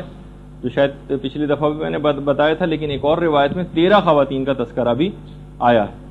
اور اس بات الہدات میں شیخ حر عاملی نے وہ والی روایت لکھی کہ جس میں کہا گیا کہ جو کام زمانے رسول خدا میں عورتیں انجام دیا کرتی تھیں وہی زمانے حضرت حجت میں بھی انجام دیں گی. اور دیگر جتنی بھی حکومتیں اس وقت ہوں گی جو باطل حکومتیں ہیں، پانچویں امام یہ فرماتے ہیں کہ امام کے قیام کے بعد جتنی باطل حکومتیں یہ ساری کی ساری معدوم ہو جائیں گی، ختم ہو جائیں گی. باقاعدہ منتخب الاثر میں آیت اللہ صافی گلپائگانی نے بھی ان روایات کو لکھا ہے. اچھا، اس کے علاوہ جیسے کہ ابھی آپ نے سنا کہ جو مختلف وہ ہوں گی کہ 120 فٹ یا 60 ہاتھ کے قریب روڈ چوڑی ہو جائیں گی، بلکہ روایت میں یہاں تک ہے کہ اس قدر روڈز بنانے میں امام کا اہتمام اس قدر ہوگا کہ اس کے راستے میں اگر کوئی مسجد بھی آئی، کیونکہ بہت ساری ایسی جگہوں پر بھی مسجدیں قائم ہو جاتی ہیں جو غصبی زمینیں ہوتی، کوئی مسجد بھی آئی تو اس کا بھی خیال نہیں کیا جائے گا اور اس مسجد کو بھی گرایا جائے گا. اور خاص طور پر جو پیدل چلنے والوں کے لیے پیڈسٹرین اسٹریٹس جو ہوتی ہیں وہ تعمیر کی جائیں گی. اور مساجد کی جتنی بھی ظاہری زیب و زینت ہے اس کو بھی ختم کیا جائے گا، سادگی کو زیادہ سے زیادہ رواج دیا جائے گا. مساجد کے جو مینار ہیں یہ گرائے جائیں گے. دیکھیے ایک اور بھی بات بتا دوں، خاص طور پر جب ہم اعتکاف کے مسائل بیان ہوتے ہیں تو اس وقت مسجد کی حدود کیا ہے جس کے اندر ایک معتکف کو رہنا ہوتا ہے، تو اس وقت یہ والی بحث آتی ہے کہ مثلا مسجد کی جو چھت ہے وہ مسجد میں آتی ہے یا نہیں آتی، مسجد کے جو مینار ہیں اس پہ اگر کوئی معتکف چڑھ جائے تو وہ مسجد سے باہر تو نہیں چلا جائے گا، یا مسجد کی جو محراب ہوتی ہے. دیکھیے اسلامک آرکیٹیکچر میں آج کل مینار، محراب یہ ایک باقاعدہ حیثیت اختیار کر گئی اور لوگ اس کو سمجھتے ہیں کہ شاید یہ کوئی اسلامی چیز ہے. ٹھیک ہے، کوئی حرام تو نہیں ہے بہرحال محراب بنانا، لیکن مساجد کے اندر جو محراب جہاں پہ پیش امام کھڑا ہوتا ہے اور اس کے آگے ایک دروازہ ہوتا ہے، یہ اصل میں ظالم بادشاہوں نے ایک سلسلہ قائم کیا تھا جن کو اپنے اوپر دوران نماز حملوں کا خطرہ ہوتا تھا کہ کبھی ایسی صورتحال پیش آ جائے تو وہ دروازے سے آگے کے دروازے سے نکل کر باہر چلے جائیں. تو اس وقت یہ چیز آتی ہے کہ اگر کوئی شخص مسجد کی محراب میں چلا جائے، مسجد کے مینار پر چڑھ جائے یا مسجد کی چھت پر چلا جائے تو وہ مسجد میں شمار ہوگا یا نہیں ہوگا، ایک بحث ہے. تو بہرحال مساجد کے جتنے مینار ہیں یہ گرا دیے جائیں گے، اور عقلی سطح اتنی زیادہ اس زمانے کے لوگوں کی بلند ہو جائے گی کیونکہ امام باقی جو 25 حصے ہیں علوم کے ان کو ظاہر کریں گے کہ گھر کی جو پردہ نشین عورتیں ہیں یہ مقدمات کے فیصلے کیا کریں گی، اور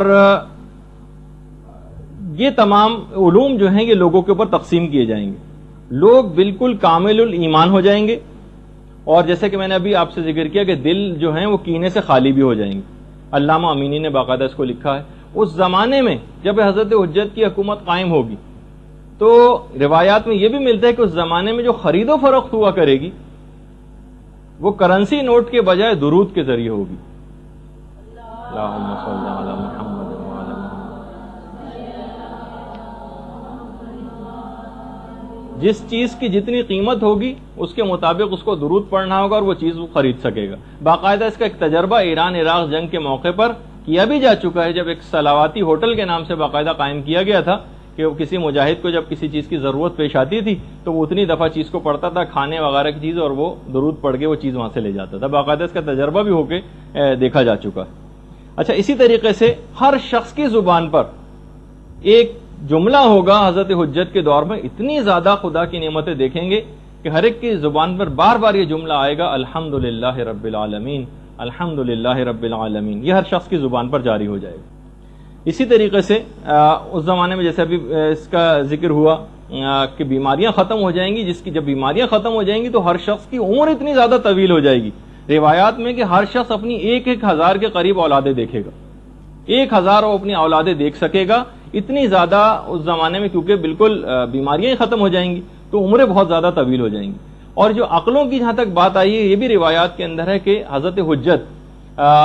مومنین کے سروں کے اوپر اپنے ہاتھ کو رکھیں گے جس سے ان کی عقلیں کامل ہو جائیں گی، اور ہر شخص تقریباً 40 افراد کے برابر جو ہے وہ طاقت کو حاصل کرے گا۔ خود حضرت حجت کی جو جسمانی طاقت ہے اس کے متعلق بھی روایت میں بڑا تذکرہ آیا ہے کہ ابھی وہ میں بتاتا ہوں، لیکن عام مومنین کے حوالے سے بھی کہ ان کے دل بہت زیادہ مضبوط ہو جائیں گے، جو کام ان کے ماننے والے شروع کریں گے جب تک اس کو ختم نہ کر لیں گے جب تک چین سے نہیں بیٹھیں گے۔ حضرت حجت کی بھی جو ظاہری طاقت ہوگی، یعنی جو عام جسمانی طاقت ہوگی کہ بڑے سے بڑے درخت کو ایک ہاتھ سے اکھاڑ کر پھینک دیں گے، پہاڑوں میں جا کر اگر حضرت حجت آواز دیں زور سے تو پہاڑوں کے پتھر ٹوٹ کے گرنے لگیں گے۔ یعنی اگر آپ دیکھیں واقعی روایات کے اندر، پھر باقاعدہ مفضل نے چھٹے امام سے ایک روایت بھی نقل کی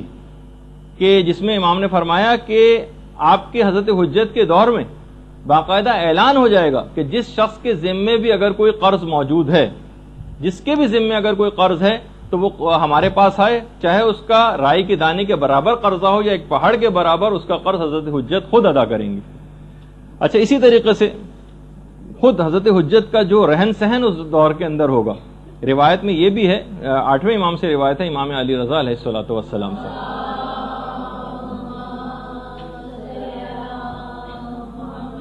کہ امام کا جو رہن سہن ہوگا یہ انتہائی سادہ ہوگا۔ حضرت حجت، حضرت قائم کا لباس بہت ہی معمولی اور کھردرا ہوگا، اور غذا انتہائی کم قیمت اور سادہ۔ آیت اللہ صافی گل پائیگانی نے منتخب الاثر میں بھی اس کی تفصیل لکھی۔ اچھا، پھر اس کے بعد بہرحال حضرت حجت اس طرح سے زندگی گزاریں گے، اور کتنے سال ان کی حکومت رہے گی ہم پچھلی اس میں تفصیل سے ذکر کر چکے ہیں۔ بہرحال حضرت حجت جس طریقے سے ایک دنیا میں طریقہ کار ہے، دیگر تمام ائمہ بھی اس دنیا سے رخصت ہوتے رہے ہیں، امام زمانہ بھی اس دنیا سے رخصت ہوں گے۔ اس سلسلے میں روایات دو طرح کی، کچھ روایت میں تو یہ ہے کہ وہ وفات پائیں گے، اور کچھ میں یہ ہے کہ وہ شہید ہوں گے۔ اچھا، البتہ یہ بھی علماء نے لکھا کہ جو شہادت کی روایات ہیں وہ وفات والی روایات سے ذرا برتری رکھتی ہیں، جیسا کہ امام حسن کا بھی جملہ ہے، ہمارے دوسرے امام، امام حسن علیہ الصلوۃ والسلام،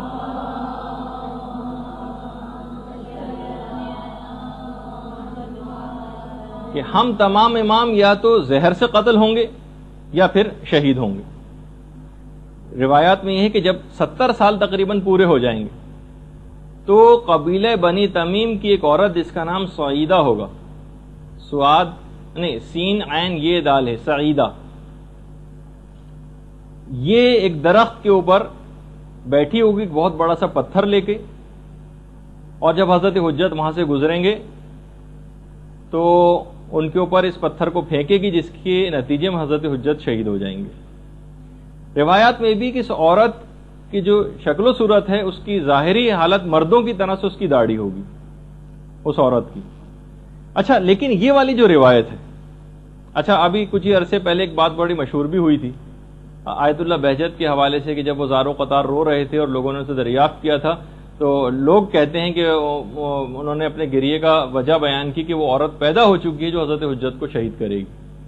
اب بہت ساری جب ہم نے اس کا ویسے جب اس کی تحقیق کی اور وہاں کے علماء قوم سے پوچھا تو اکثر نے تو کہا کہ حضرت آیت اللہ بہجت کے حوالے سے جو باتیں ہم کراچی سے سنتے ہیں وہ خود ہم حضرت بہجت کے سامنے رہتے ہوئے بھی ہم کو سنائی نہیں دیتی، کہ بعض اوقات اس قسم کی باتیں کہ ہمیں وہاں سے سننے میں آتی ہیں کہ یہ حضرت آیت اللہ بہجت نے یہ بات کہی یا انہوں نے یہ عمل کیا ہے، یہ ہمیں وہاں سے پتہ چلتا ہے کراچی سے۔ تو بہرحال بعض اوقات بہت سی چیزیں اس طرح کی مشہور ہو جاتی ہیں جو پھر پھیلتی چلی جاتی ہیں معاشرے کے اندر۔ اب میں اس روایت کا پہلے بتا دیتا ہوں۔ اب یہ والی بھی جو روایت ہے اس کے متعلق سید محمد صدر جو ہیں انہوں نے تاریخ بعد الظہور ایک کتاب لکھی ہے، اس کے اندر بھی اس بات کو کہا ہے کہ یہ جو روایت ہے اصل میں یہ الزام الناصب میں سید علی حائری یزدی علامہ یزدی نے نقل کی،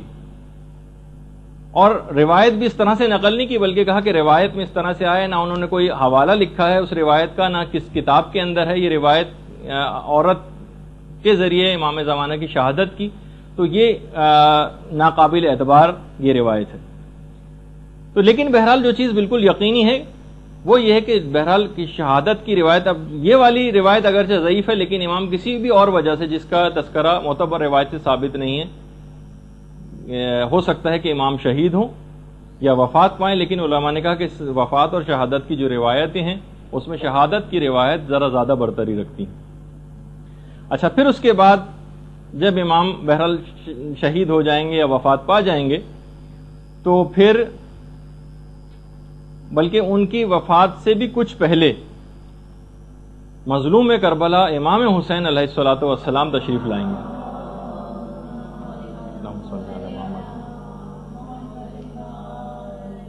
امام کو سوائے امام کے کوئی غسل نہیں دے سکتا۔ تو روایات میں یہ ہے کہ امام حسین یہ جن کی رجت ہوگی جس کا بھی ہم تذکرہ کرنے والے ہیں، سب سے پہلی رجت امام حسین علیہ السلام کی ہوگی جو تمام شہدائے کربلا اور 70 انبیاء کے ساتھ تشریف لائیں گے دوبارہ۔ اس وقت حضرت خاتم، حضرت حجت، حضرت قائم اپنی انگوٹھی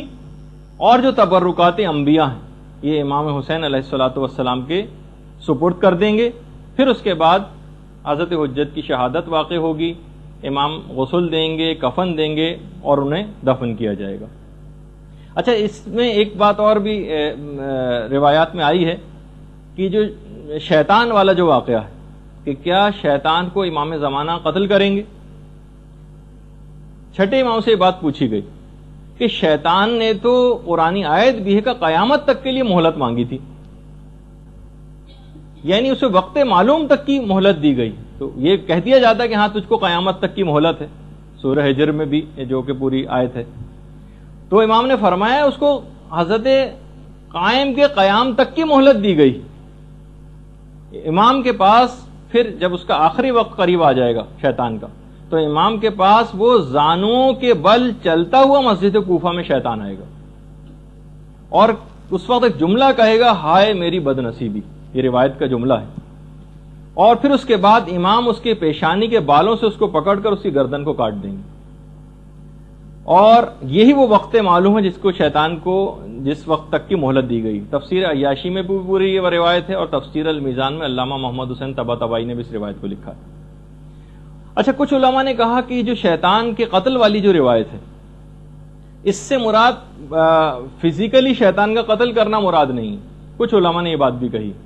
بلکہ اس کے معنی یہ ہیں کہ ابلیسی مکر و فریب کا جو نظام ہے دنیا سے یہ ختم ہو جائے گا، ابلیسی نظریات بالکل ختم ہو جائیں گے اور عقل اور ایمان کی حکومت اس دنیا کے اوپر قائم ہو جائے گی۔ اچھا، اب کیونکہ ہم اس موقع پر آ گئے کہ حضرت حجت اس دنیا سے رخصت ہوں گے اور اس کے بعد پھر ہمارے تیسرے امام جن کی رجت سب سے پہلے ہوگی 70 انبیاء اور شہدائے کربلا کے ساتھ تشریف لائیں گے. کچھ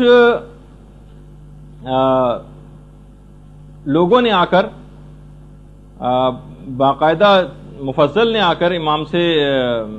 کہا، شکایت کی کہ کچھ لوگ رجت کے قائل نہیں. ان کے متعلق آپ امام کیا فرماتے ہیں؟ اچھا ایک بات اور بتا دوں، اب یہ تھوڑے سی فقہی بحث ہے کہ جو رجت کا نظریہ ہے یہ ایک زمانہ تھا کہ جب یہ نظریہ ضروریات مذہب شیعہ میں سے ہوا کرتا تھا. ضروریات مذہب شیعہ ایک باقاعدہ ٹرم ہے، یعنی جس کو کا اگر انکار کر دیا جائے تو وہ شیعت سے خارج ہو جاتا تھا. لیکن موجودہ علماء کا جو نظریہ ہے وہ یہ ہے کہ رجت کے اوپر اعتقاد رکھنا یہ ضروریات مذہب شیعہ میں سے نہیں. یعنی اگر کسی شخص کو اس کے متعلق معلومات ہی نہیں ہے،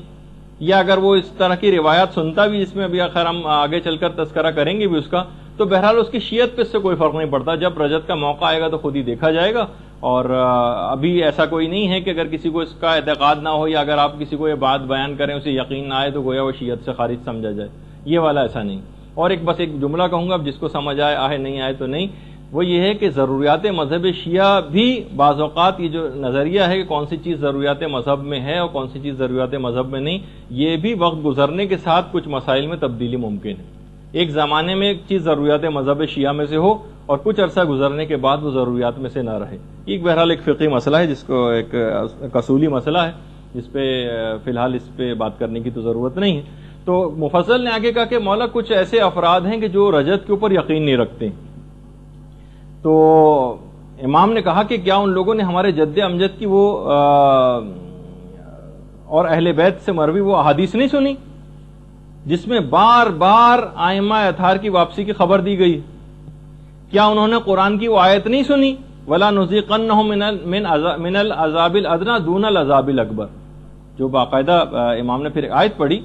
کہ ہم انہیں بڑے عذاب سے پہلے چھوٹے عذاب کا مزہ چکھائیں گے. تو کہا کہ بڑا عذاب تو قیامت کا عذاب ہوگا اور چھوٹا عذاب اس دنیا میں ان ظالموں کے لیے رجت کے زمانے کا عذاب ہے. من العذاب الادنی دون العذاب الاکبر، ہم چھوٹے عذاب سے پہلے ان کو بڑے عذاب سے پہلے انہیں چھوٹے عذاب کا مزہ چکھائیں گے. تو بڑے عذاب سے مراد قیامت کا عذاب ہے اور چھوٹے عذاب سے مراد رجت کا عذاب ہے. اچھا اسی طریقے سے امام نے ایک اور بھی دلیل فرمائی. کہا کہ یہ جو جب مولا سے پوچھا گیا کہ مولا یہ جو سورہ تکاثر کے اندر ہے کلا سوف تعلمون ثم کلا سوف تعلمون، تو اس کے متعلق کہ انہیں معلوم چل جائے گا اور انہیں عنقریب معلوم چل جائے گا، اس کے متعلق آپ کیا کہتے ہیں؟ تو امام نے فرمایا کہ اس سے بھی مراد کہ ایک تو عنقریب ان کو رجت میں معلوم چل جائے گا، بہار الانوار کی جو تیسری جلد ہے اس کے اندر یہ روایت ہے، اور دوسرا ان کو قیامت میں معلوم چل جائے گا. کلا سوف تعلمون ان کو پتہ چل جائے گا، ثم کلا سوف تعلمون اور ان کو عنقریب پتہ چل جائے گا. تو یہ دو دفعہ اس کی تکرار کیوں آئی؟ تو امام نے کہا کہ ایک دفعہ ان کو رجت میں پتہ چلے گا اور ایک دفعہ قیامت میں. سید مرتضیٰ شیخ مفید کتنے ہی ہمارے علماء ایسے گزرے ہیں کہ جنہوں نے باقاعدہ رجت کے موضوع پر تواتر کا دعویٰ کیا اور کہا کہ اس پر اجماع ہے، اور کتنی زیادہ روایات سے اس کی تاکید بھی آئی ہے اس نظریے کی کہ باقاعدہ زیارت جامعہ جو کہ تمام ائمہ کی ایک ہی زیارت پڑھی جاتی ہے، یعنی اگر کوئی زیارت جامعہ پڑھ لے تو سب اماموں کی زیارت گویا اس نے پڑھ لی، اور جس کو علامہ مجلسی نے کہا کہ سب سے صحیح ترین زیارت جامعہ. اس کے اندر بھی ہے مصدق برجعتکم، اے مولا میں آپ کی رجت کی تصدیق کرتا ہوں، اے ائمہ معصومین میں آپ کی رجت کی تصدیق کرتا ہوں. اسی طریقے سے جو زیارت وارثہ میں جو چھٹے امام سے جو چیز بیان ہوئی ہے، انی بکم مؤمن و بایابکم موقن، میں آپ پر ایمان رکھتا ہوں اور آپ کی واپسی پر بھی ایمان رکھتا ہوں. یہ بھی اس بات کی نشاندہی، کبھی آپ ترجمے کے ساتھ پڑھیں زیارت وارثہ، انی بکم مؤمن و بایابکم موقن، میں آپ پر ایمان رکھتا ہوں اور آپ کی واپسی کے اوپر بھی ایمان رکھتا ہوں. اس سے بھی ہے. اسی طریقے سے زیارت آل یاسین جس کی کہا جاتا ہے کہ دیدار امام کے لیے جو سب سے مجرب ترین زیارت ہے وہ زیارت آل یاسین.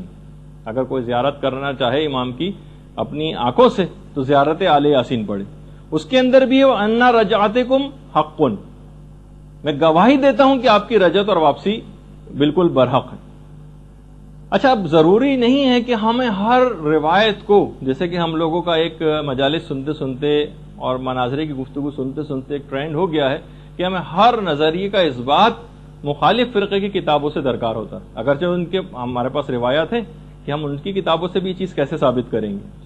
لیکن بہرحال اب یہ اس طرح سے دوسروں کی کتابوں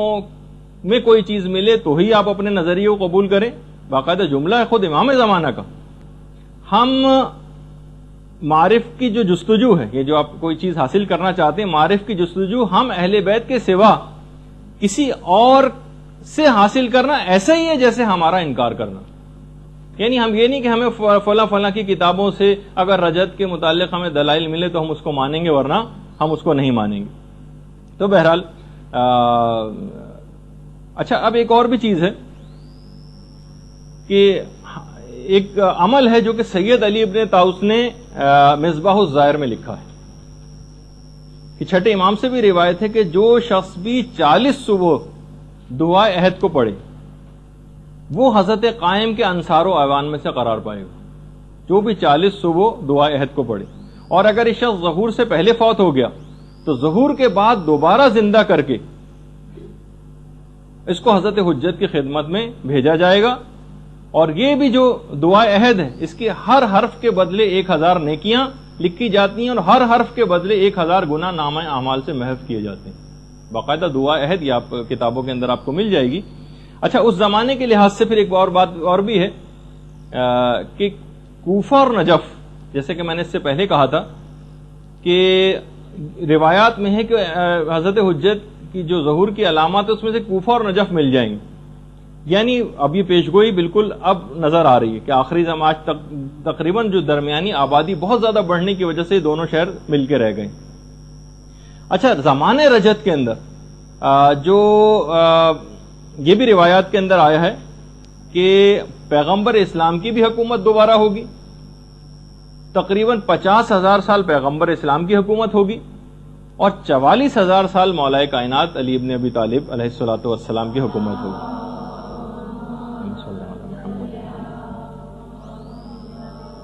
مولا کائنات اور پیغمبر اسلام کی ملاقات نجف میں ہوگی، اور ایک باقاعدہ ایک مسجد بھی تعمیر ہوگی، پہلے امام کے لحاظ سے بھی ایک ہے، اور ایک زمانے رسول خدا کے لحاظ سے بھی ایک روایت آئی کہ اس میں 1200 دروازے ہوں گے، جبکہ امام زمانہ والی جو مسجد ہے اس کے متعلق 1000 دروازوں کی جو سید ابن طاؤس نے روایت نقل کی۔ ایک روایت میں کہ پوری دنیا کی جو عمر ہے یہ 1,00,000 سال ہے، ایک روایت ہے، اس میں 20,000 سال تو عام لوگ حکومت کریں گے اور 80,000 سال آل محمد کی حکومت ہوگی۔ 20,000 سال عام لوگوں کی حکومت ہوگی اور 80,000 سال اس دنیا میں آل محمد کی حکومت ہوگی۔ اچھا، روایات میں ملتا ہے کہ امیر المومنین کی رجعت 2 دفعہ ہوگی، ایک دفعہ تو پیغمبر اسلام کے ساتھ تشریف لائیں گے، اور ایک میں ہے کہ خود امام حسین علیہ الصلوۃ والسلام کے ساتھ تشریف لائیں گے۔ اچھا، رجعت کے سلسلے میں بھی وہ جیسے میں نے آپ کو ایک گفتگو اس سے پہلے ہوئی تھی، اس میں کہا تھا کہ جمادی الثانی کے آخر میں جو بارشیں ہوں گی، ایک تو ظہور سے پہلے کی بھی بارشیں ہیں اور ایک رجعت سے پہلے بھی بارشیں ہوں گی، اتنی شدید بارشیں ہوں گی، اتنی 10 روز تک تو اتنی زبردست بارش ہوگی کہ آج تک لوگوں نے ایسی بارش نہیں دیکھی ہوگی، اور یہ بارش جب مومنین کی قبور کے اوپر پڑے گی تو اس سے جسم نمو پائیں گے اور لوگ مٹی کو جھاڑتے ہوئے اپنی قبروں سے باہر آ جائیں گے، اس حالت میں اٹھیں گے کہ مٹی سروں سے گر رہی ہوگی۔ زمانے رجعت میں جو شخص بھی دوبارہ اٹھے گا وہ اپنی سابقہ عمر سے دگنی عمر پائے گا جتنی اس سے پہلے اس نے حاصل کی تھی۔ اچھا، جو اس زمانے میں روایات میں یہ بھی ہے کہ جو ناصبی ہوں گے، جو دشمنان اہل بیت چند ایک رہ جائیں گے، ان کے متعلق اس آیت کی تفسیر میں جو ہم نے اس سے پہلے برزخ کے عذاب میں ذکر کی تھی، فَإِنَّ لَهُ مَعِيشَةً ضَنْكَ، کہ ان کا جینا بڑا تنگی کا جینا ہوگا۔ ایک روایت میں ایک تو یہ کہ قبر اس سے مراد ہے، ایک اور روایت بھی ہے چھٹے امام کی کہ اس سے مراد ناصبی ہیں، زمانہ رجعت میں ان کی غذا اور خوراک بنی آدم کا فضلہ ہوا کرے گی، جو ناصبی ہیں۔ تو بہرحال اچھا، اسی لحاظ سے اکثر علماء نے ایک چیز اور بھی اس میں لکھی ہے کہ بہت سارے ظالمین ایسے ہوں گے جن کی رجعت کئی دفعہ ہوگی، اور وہ ہر دفعہ اپنے کیے کی سزا پائیں گے. یعنی ایک دفعہ کی دی گئی سزا زمانے رجت میں ان کے لیے کافی نہیں ہوگی. رجت میں ایک بات یاد رہے کہ زمانے رجت میں توبہ کا دروازہ بالکل بند ہے. کسی کی کوئی توبہ قبول نہیں ہوگی زمانے رجت میں. چھٹے امام کی ایک اور روایت بھی ہے کہ رجت میں دو طرح کے لوگ اٹھائے جائیں گے, یا تو خالص مومن ہوں گے یا خالص کافر ہوں گے. درمیانی جو مومنین ہوں گے ان کو نہیں اٹھایا جائے گا سوائے اس کے کہ وہ اس بات کی خواہش رکھیں. باقاعدہ تفسیر نور الثقلین کے اندر پوری تفصیل ہے اس کی. اچھا, اب ایک چیز یہ سوال پیدا ہوتا ہے کہ جو رجت ہوگی یہ اجباری ہوگی یا اختیاری ہوگی. تو دیکھیے بہرحال ظالمین کوئی اپنے شوق سے سزا پانے کے لیے تو اٹھیں گے نہیں. مومنین کے لیے اختیاری ہوگی, باقاعدہ فرشتے جا کر ان سے پوچھیں گے کہ اگر تمہارے امام نے ظہور کیا ہے, اگر تم ان کی نصرت کے لیے جانا چاہتے ہو تو چلے جاؤ. کون مومن بدنصیب ایسا ہوگا جو اس وقت انکار کرے گا؟ البتہ ظالمین کے لیے تو کوئی شوق سے نہیں آئیں گے, ان کی اجباری ہوگی. اچھا, پھر اس کے بعد مفضل کی ایک چھٹے امام سے بھی روایت ہے کہ جو بھی پوچھا گیا کہ جو بھی اشتیاق رکھے گا حضرت حجت کی زیارت کا, اس کی آخر وہ حسرت پوری کیسے ہوگی؟ تو بہرحال اس کی دعا کرنا, بہرحال روایت میں تو بہت سارے اس طرح کے, ہم میرے خیال آپ کی خدمت میں اس سے پہلے بیان بھی کر چکے ہیں کہ وہ کون کون سے ہم طریقے اختیار کریں کہ جس سے ہم اس بات کی خواہش رکھتے ہوں کہ ہم زمانے رجت میں اٹھائے جائیں. جو اعمال ہیں تو خیر میں نے اس سے پہلے بیان بھی کر چکا. رجت میں کون کون اٹھے گا یہ بھی میرے خیال ہے پچھلی دفعہ کے کسی ایک لیکچر میں نے آپ کی خدمت میں بیان کیا تھا. ایک تو حضرت خضر ہی ہوں گے جن کی عمر اس وقت میں نے بتائی تھی کہ تقریباً 6000 سال, اور ان کو جو اتنی طویل ترین زندگی دی گئی ہے حضرت خضر کو, ان کے متعلق بھی روایت میں یہ ہے کہ حضرت خضر کو اتنی طویل زندگی کا دیا جانا یہ اس بات کے لیے ہے, تقویت پہنچانے کے لیے کہ وہ حضرت حجت کی طویل ترین زندگی کے گواہ قرار پائیں, اور لوگوں کے سامنے بھی ایک ایگزامپل رہے کہ جن کو تم بالکل مانتے ہو 100% کہ ایک عام شخص بھی تھے یا چلے نبی بھی تھے, تب بھی بطور اعجاز اگر پروردگار چاہے تو اتنی طویل عمر بھی کر سکتا ہے. حضرت خضر کی تو 6000 سال, حضرت حجت کی تو 1000 سال سے کچھ زیادہ ہے عمر. تو بہرحال اچھا, اسی طریقے سے ایک روایت یہ بھی ہے جو کہ ہمارے امام حسین علیہ الصلوۃ والسلام سے ہے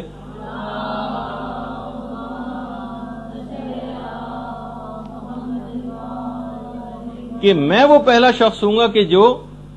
جس کے لیے زمین شگافتہ ہوگی. اچھا, اس کے علاوہ سلمان فارسی بھی اٹھائے جائیں گے زمانے رجت میں, ان کا بھی روایت میں تذکر آیا ہے. مقداد کا بھی تذکر آیا ہے, جابر بن عبداللہ انصاری کا بھی تذکر آیا ہے, حضرت ابو دجانہ انصاری کا بھی تذکر آیا ہے. دیکھیے حضرت ابو دجانہ ان کے متعلق ملتا ہے کہ جنگ احد میں سب لوگ چھوڑ کر چلے گئے تھے پیغمبر اسلام کو سوائے مولا کائنات کی اور ابو دجانہ کی. پیغمبر نے کہا تھا ابو دجانہ بیعت میں نے تمہاری گردن سے اٹھا لی, تم بھی اگر جانا چاہو تو چلے جاؤ, اور جہاں تک رہی بات علی کی تو وہ تو مجھ سے اور میں ان سے ہوں, لیکن میں تم پر سے اپنی بیعت کو اٹھاتا ہوں. ابو دجانہ نے کہا یا رسول اللہ ایسا ہرگز نہیں ہوگا, کیا آپ چاہتے ہیں کہ میں آپ کی بیعت کو چھوڑ کر اور اپنی زوجہ اور اپنی اولاد کے پاس چلا جاؤں جو خود ایک دن مرنے والے ہیں؟ کیا آپ چاہتے ہیں کہ میں آپ کی بیعت کو گردن سے اتار کر اپنے گھر کی طرف چلا جاؤں جو ایک دن ویران ہونے والا ہے؟ کیا آپ چاہتے ہیں کہ میں آپ کی بیعت کو چھوڑ کر اپنے اس مال و دولت کی طرف چلا جاؤں جو خود ایک دن فنا ہونے والا ہے؟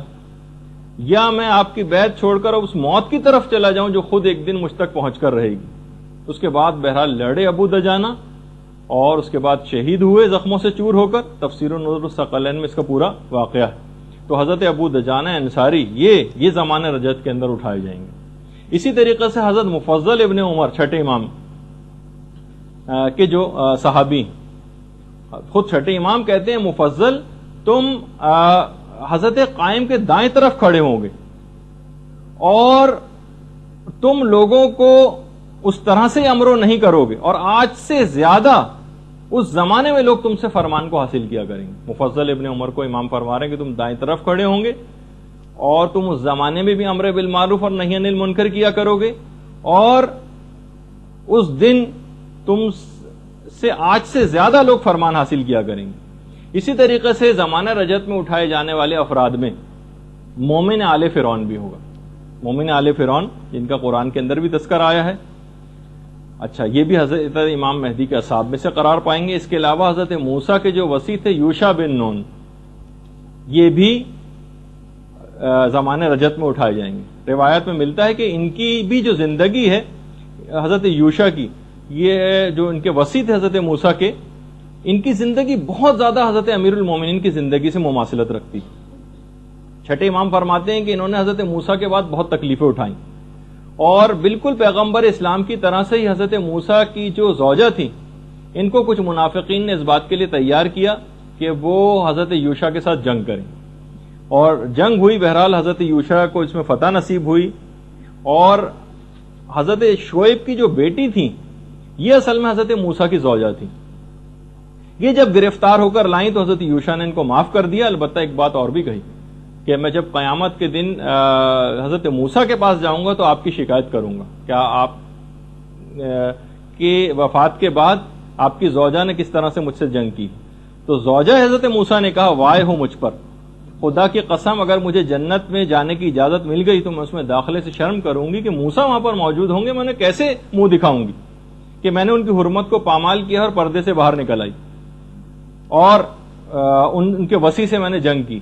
یعنی بالکل وہی مولا امیر المومنین کے واقعات سے بہت مماثلت ان میں رکھی ہے. البتہ علماء نے کہا ایک فرق ہے کہ مولا کے زمانے میں جو خاتون تھیں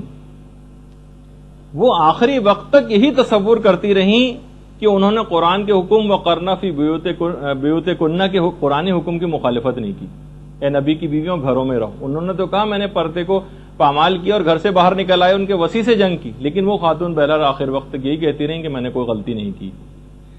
اچھا اسی طریقے سے اصحاب کہف کے متعلق ہے. یوشع بن نون بھی آئیں گے اور اصحاب کہف یہ بھی آئیں گے. اصحاب کہف کے تو متعلق ہے کہ سب سے پہلے دن جب خانہ کعبہ میں لوگ جمع ہوں گے سب سے پہلے اصحاب کہف پہنچیں گے پہلے ہی دن, اور یہ ان 313 افراد کے اندر شامل ہوں گے. ایک بات اور بھی کہے بغیر نہ رہ جائے اس میں کہ اکثر لوگوں کے ایک زمانہ تھا جب ہم یہ اس پہ گفتگو کر رہے تھے برزخ کے حالات پر اور جسم مثالی پر گفتگو ہوئی تھی, ایک نظریہ یہ ہے لیکن علماء نے اس کا رد کر دیا, کہا کہ جو رجت ہے یہ جسم اصلی پر واقع ہوگی, جسم مثالی پر واقع نہیں ہوگی. اس میں جسم مثالی نہیں ہوگا, جسم اصلی اٹھایا جائے گا رجت کے اندر. اور پھر اب اتنا وقت پھر نہیں رہا تو بہرحال اس میں بس ایک آخری چیز اور بیان کر دیں ہم کہ جتنے بھی لوگ جنہوں نے آل محمد کو ستایا ہوگا یہ بھی زمانے رجت کے اندر اٹھائے جائیں گے اور ان سے بھی انتقام لیا جائے گا. اور تفسیر نور الثقلین میں اس عورت کا بھی تذکرہ آیا ہے جو شہزادی کونین کو بہت زیادہ اذیت پہنچایا کرتی تھی, ان کا بھی ہے کہ ان کو بھی اٹھایا جائے گا اور ان پر عذاب ہوگا. اسی طریقے سے وہ تمام افراد بھی جنہوں نے ماریہ قبطیہ پر جو تہمت لگائی تھی پیغمبر اسلام کی زوجہ پر, ان کو بھی اٹھایا جائے گا. اور کچھ 2 ظالموں کا بھی تذکرہ آیا ہے, ان کو بھی اٹھایا جائے گا اور ان کو بھی سزائیں دی جائیں گی جس کی پوری تفصیل آئی ہے. رجت کے متعلق تقریباً 200 احادیث ہیں ائمہ معصومین سے مروی. 40 علماء نے رجت کی احادیث کو نقل کیا ہے اور 50 سے زائد ایسی کتابیں ہیں معتبر کہ جس کے اندر رجت کے متعلق روایات ذکر ہوئی. اچھا دیکھیے امام زمانہ کے متعلق جو یہ بات کہی جاتی ہے کہ امام کی غیبت پر امام کی اپنی ولادت سے پہلے کتابیں لکھی جا چکی. علی ابن حسن نام کے عالم انہوں نے کتابیں لکھی تھیں. اس کے علاوہ بطائنی ہے, ان کی کتابیں ہیں. ابو الفضل ناشری کی کتابیں ہیں. خود یعنی امام کی پیدائش سے پہلے امام کی غیبت کے موضوع پر کتابیں لکھی جا چکی. لوگ بار بار ائمہ معصومین کے پاس آتے تھے کہ مولا یہ بتائیے کہ آخر ہم کو یہ آسائش اور یہ فرج اور یہ ظلم سے نجات کب ملے گی. تو پھر اس کے بعد امام تمام وہ کیفیات اور علامات بتایا کرتے تھے کہ ہمارا آنے والا ایک آئے گا اور اس زمانے میں یہی علامات ہوں گی اور اس کے بعد اس کا ظہور ہوگا اور اس کے بعد آسانی نصیب ہوگی. تو کتابیں بھی لکھی جا چکی ہیں. اچھا اس لحاظ سے بس اب ہم اس موضوع کو یہاں پر اختتام پذیر کرتے ہیں کہ زمانہ رجت کے اندر تمام ائمہ معصومین کی دوبارہ واپسی ہوگی روایات کے اندر ہے, اور اس کے بعد یہ ایک سلسلہ چلے گا اور جب دنیا کی وہ مدت پوری ہو جائے گی تو اس کے بعد قیامت.